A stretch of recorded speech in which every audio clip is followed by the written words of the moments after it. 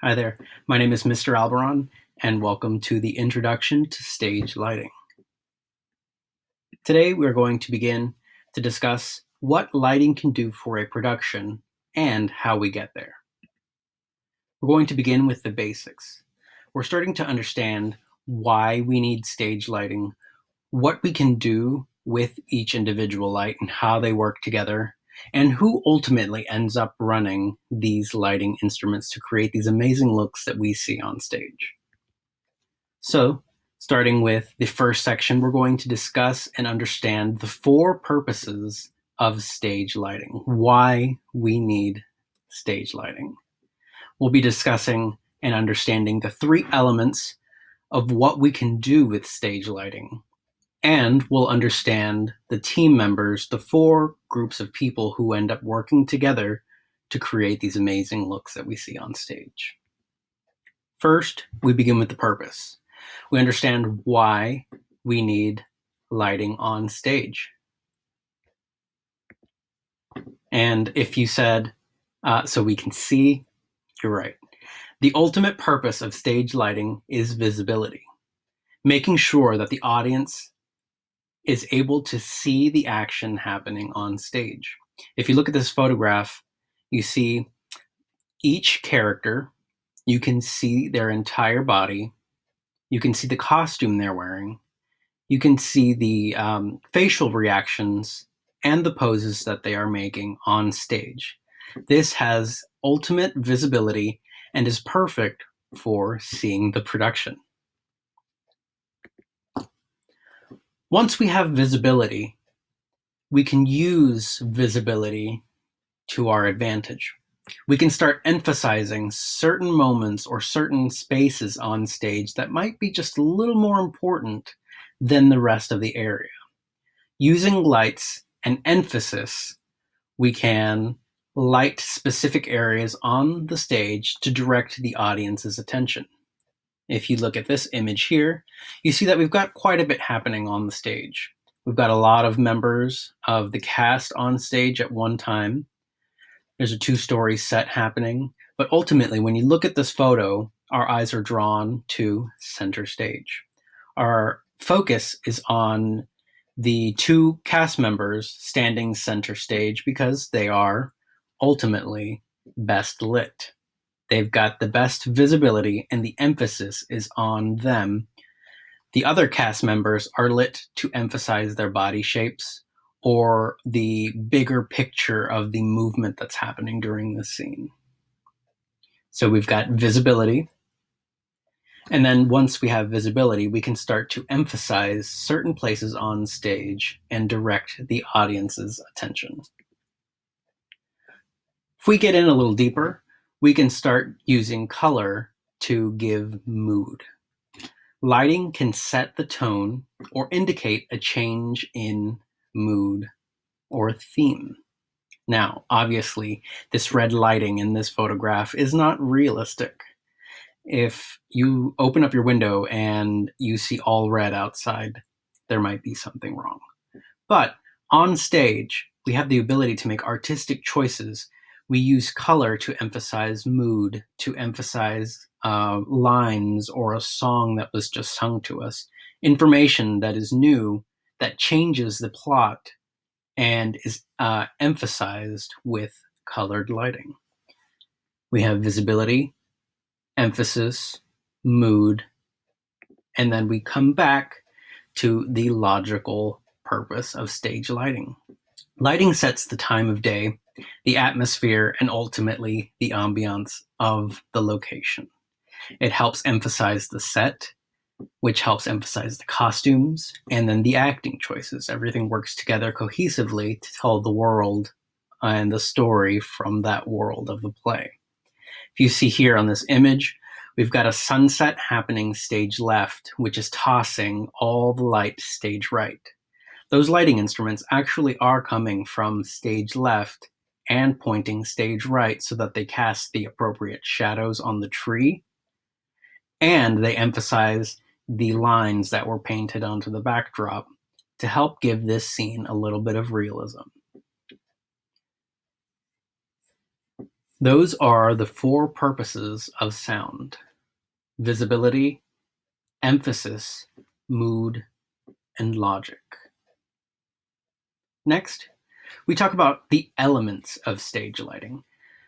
More so, what can we do with each of the lighting instruments to create these amazing looks that we see on stage? The first thing that we can do with each lighting instrument is create or manipulate its intensity, right? So with lights, we can turn them on, we can turn them off. Turning them on at 100% is bright, and turning them off at 0% is pretty dark. But we've got a nice range of percentages all the way through that spectrum that can give us interesting lighting looks that serve a theatrical purpose. If you look at the image, you see that we've got quite a few people on stage, but just by looking at the intensity used on stage, they've given us emphasis and we know where to look or where we should be paying attention to. We should be paying attention stage left to the young girl, isolated and a little bit away from the rest of the cast members. All the other cast members and the set is lit. It is dimmer in intensity. You can still see what's happening, but the main focus is stage left. The intensity is the brightness of a lighting instrument. The next thing that we can do is choose its color. Depending on the color, we start adding tone, mood, and feelings to a scene. Just like with the color wheel in paints or in any colors, we've got a lighting color wheel. We start off with three basic colors that, when are overlapped, give us a mix of different tones and intensities around the color spectrum. The third element is distribution. What that means is it is focusing on where the light is coming from and what its shape is. Now, each instrument has many ways to manipulate the light, either by focusing the beam at a soft or a harsh edge, or by using the barn doors or the shutters to cut off some of the light to give us interesting shapes. A good example is on this slide, using these colored rectangles on the floor. Using the shutters, we've shut off the light from the normal circle beam of the edge of the light, and we've cut it off to create this nice rectangle of light that matches the color that is on our cyclorama. These are the main three things that we can do with a lighting instrument to create more intimate and more purposeful lighting on stage. Now we're going to discuss the crew. These are the people who work together to make sure that we've got some nice lighting on stage. Now, we know that everything begins with the lighting designer. The lighting designer oversees the overall vision for the lighting, and they make sure that the lighting changes appropriately with the changes throughout the story. They must balance two major demands. First, practical purpose of lighting, making sure that all actors can be visible, making sure that we emphasize particular moments so that we can follow along with the story. And then adding artistic purpose of lighting, creating mood, tone, effects, and setting the location, the logic of the scene. Once the lighting designer works on creating the overall vision, you see in this photograph that the lighting designer is at a desk working on pen and paper with a computer. They create something called a light plot. The light plot is a visual representation that gets handed down to the master electrician. Now, the master electrician is the person responsible for making sure that all lighting instruments get put up in the air and ready for the production. So the master electrician uses a lighting plot that is created by the designer, and the master electrician is responsible for the hang and the focus of the lighting instruments.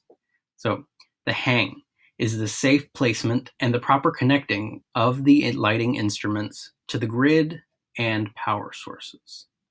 And the focus are the adjustments to each instrument so that the light beam hits the right area on the stage every night. A group of people that help the master electrician are the lighting crew. They are also electricians who have knowledge in currents and in lighting instruments. This is a team of electricians who help the master electrician in setting up the lighting instruments.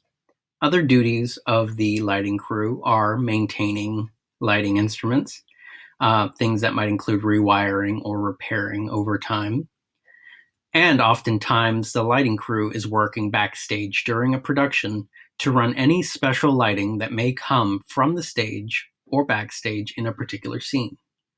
For example, a trash can barrel with a fire inside during a cold winter scene that might make its way on stage and then may need to make its way off stage safely. After the lighting crew and the master electrician hang and focus each individual light, they are then controlled by the light board and specifically by the light board operator. The light board operator is responsible for the lighting changes that the audience sees during a production.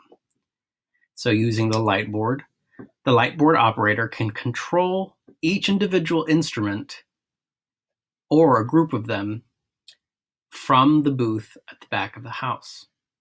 The light board operator then creates each look using the lighting instruments that are hung and focused that correlate with the lighting designer's original vision for the show.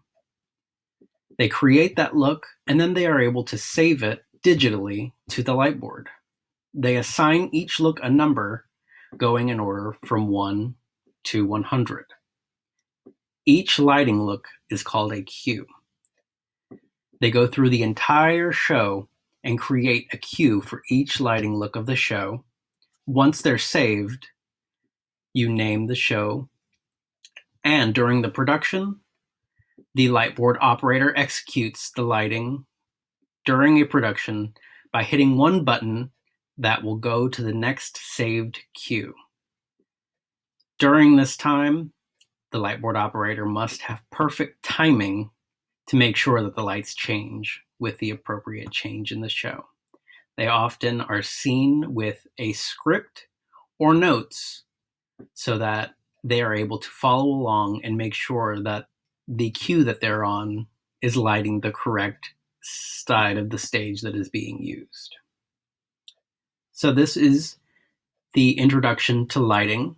We've gone through the purpose of lighting, why. We've gone through the elements of lighting, what, and the crew who are responsible, who.